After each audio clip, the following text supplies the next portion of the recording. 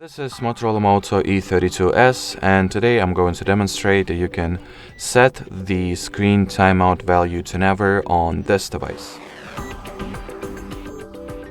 So to begin with, you will need to download and install the free Play Store app called Caffeine. So that is exactly what I'm going to do now. So the application that we're looking for is called Caffeine-Keep Screen On from Acorn Developer. Now we'll wait for it to get downloaded and installed respectively, which does not take a lot of time at all, as you will be able to see now. Once you've successfully gotten the app, simply launch it and make sure that the timeout section was set to be infinite, to the infinite value I mean, and as long as the Caffeine app stays active in the background, so make sure not to close the app, your screen will not automatically go to sleep at all. So that will be it. Thanks for watching and bye bye.